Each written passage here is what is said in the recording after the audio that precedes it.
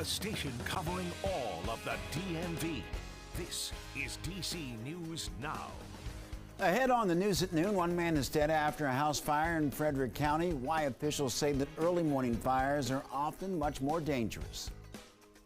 And later, firefighters facing charges. Why the president of the local Firefighters Association says they should not be punished for the fight happening in this video.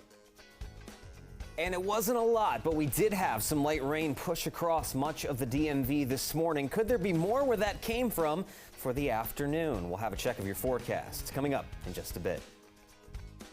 All right, thank you, Damon, and good afternoon, and thank you for joining us for the news at noon. I'm Mark Hall. Well, developing now in Frederick County, Maryland, one man is dead after a home caught on fire. It happened early this morning on Brookshire Road in the Point of Rocks neighborhood. When firefighters arrived, the house was engulfed in flames. The roof and the floor, we are told, collapsed. The victim was trapped inside the home. He died on scene. What caused the fire, it remains under investigation. Early morning fires like this are exceptionally more dangerous because people are sleeping. There aren't as many travelers on the road. There aren't as many neighbors that are awake to notice stuff like this. So it definitely poses more of an imminent risk. The victim's identity has not been released. Also developing now, 2 D.C. firefighters charged with assault after allegedly getting in a brawl recorded on camera say they are not guilty. The fight happened while the firefighters were responding to a call. The president of the D.C. Firefighters Association says that they should be given the benefit of the doubt and that the man who was assaulted by the two was actually the instigator and attacker. 48-year-old Sean Sinan and 21-year-old Redden Eklio, turned themselves in to police yesterday, and court documents reveal that emergency crews responded to the scene of a Metro bus crash in April. Now, while on scene, a man reportedly hit one of the firefighters twice, and a group of firefighters stepped in to restrain the man. Court records also say that one of the firefighters swung at the man several times. It's firefighters, it's not police officers. We don't have weapons to protect us. I just don't want people to rush to judgment. They were put in this impossible situation where they had to protect their own safety. 6 firefighters were put on administrative leave. Officials say that they will remain on leave until all the legal proceedings are complete. Well, former President Donald Trump's not guilty plea to felony charges related to mishandling classified documents is the first step in a series of legal proceedings. Experts say that this could be a lengthy process for the former president, likely to span the entirety of the 2024 presidential campaign. Both legal teams say the trial could be up about a year away. And possible penalties for holding on to classified documents without authorization include prison time. Former president spoke with his followers last night in New Jersey.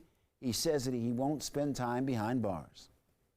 I think it's going great. I think it's a rigged deal here. We have a rigged country. We have a country that's corrupt. We have a country that is in decline like never before. Well, this is not the only legal trouble looming over the former president. He's also pleaded not guilty to falsifying business records in an alleged hush money scheme. Meantime, we were highlighting some key takeaways from the former president's arraignment yesterday. Democrats have mostly stayed quiet. The White House has stayed away from the indictment and said that they will let the Justice Department do their job.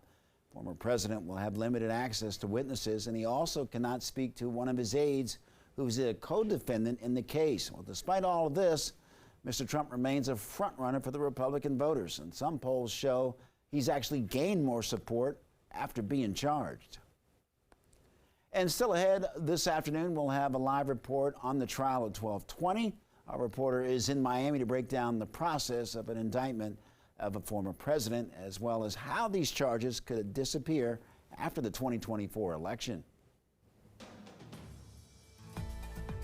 Well, meteorologist Damon Matson joined us with the latest check on the forecast.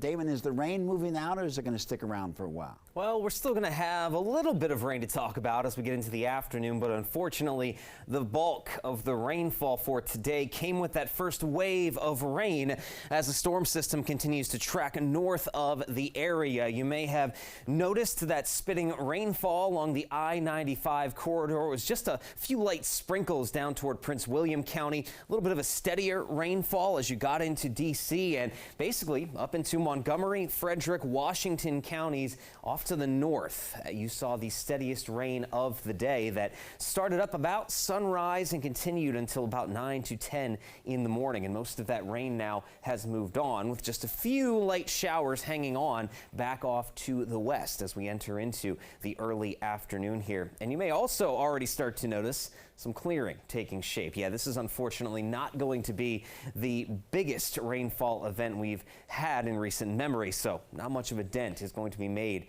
in our current drought conditions. There it is, those rainfall estimates over the last few hours. Nothing much. No one location, at least on the map here, has picked up 1/10 of an inch. We might have had some higher totals there in portions of Garrett County where the rain started last night, but otherwise this storm system is just going to be a little too far north to bring us any large amount of rainfall that will be extremely beneficial. And there it is, spinning away just along the Pennsylvania-New York line, folks, right up to the north there, seeing a real good dose of rainfall across eastern Pennsylvania, up through the Adirondacks there into upstate New York. So that is where the primary amount of precip is located. Now, we can't rule out a couple of additional showers, possibly even a thunderstorm developing through the rest of the afternoon as the tail end of this storm system swings through, but largely we are drying out with temperatures around 80 the rest of the day. Now, as we head through the rest of the week, are we talking about more rainfall on the way for Friday? We'll have a full check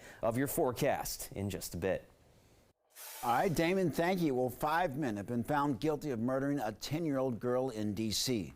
Makia Wilson was shot and killed in the courtyard of her apartment complex nearly 5 years ago in July of 2018. A sixth man, Markel Cobbs, was found guilty of conspiracy. Prosecutors say that all 6 convicted are members of the gang called the Wellington Park Crew. DC News Now's Daniel Hamburg has more. It's been nearly 5 years since 10-year-old Makia Wilson was murdered in front of her home on 53rd Street Northeast. I seen some guys pull up in the car, jump out with face masks on, and just start shooting. This was July 16th, 2018.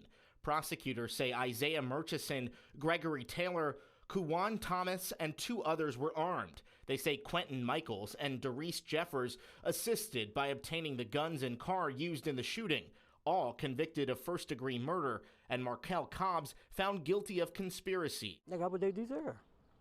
I mean, it was an innocent young lady that won't do nothing. She didn't deserve to get killed like that. U.S. Attorney Matthew Graves says the men fired more than 50 shots because of a petty social media feud they had with individuals who associated with that community. There's nothing more gut-wrenching to us as prosecutors than homicides where children are killed.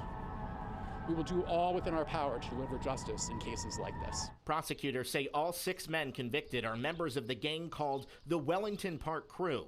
Their defense attorneys argued there were no fingerprints, DNA, or physical evidence, but prosecutors relied heavily on statements the defendants made on social media and motive evidence in its case. We have the ability through 21st century investigative tactics to put together social media, to put together video evidence, which is more and more prevalent, and to tell a compelling story that will convince a jury beyond a reasonable doubt of guilt. Reporting for DC News Now, I'm Daniel Hamburg. All right, thanks to Daniel. And happening today, Attorney General Merrick Garland will be leading a meeting with U.S. attorneys to discuss measures to reduce violent crime. The meeting will address rising crime rates that accompany the start of the summer vacation. Now, Garland will be joined by leaders from the Justice Department, the Bureau of Alcohol, Tobacco, and Firearms, and Explosives, and the Drug Enforcement Administration. That meeting is set to begin at 1 this afternoon. In Hagerstown, police are proposing a new video surveillance plan to combat crime. Police are asking the city council to spend $185,000 on cameras throughout the city. Some businesses got a head start and installed their own cameras in order to deter crime. That does discourage people from doing things that they maybe shouldn't be doing. They have cameras up here on the main drag, and they'll come and ask me. They've had some problems back in the alley here. They've come to me and want to see my cameras. Well, council expected to approve the police department's request for security cameras at its next meeting. Well, this month, the Fairfax County Police Department launching the 2023 Summer Crime Prevention Initiative. Right now, the department will focus on retail theft. The program runs through August, and each month, the department will focus on a different area. The patrol coordination model will also change monthly. Officials hope strategic prevention and focused enforcement will reduce crime across the county. Well, if you missed your chance to submit a survey, comments about the DC Next police chief, don't worry. While the survey closed at noon, there's still a teletown hall happening tomorrow night. Attendees will be able to share their opinions, and that takes place at 6 p.m.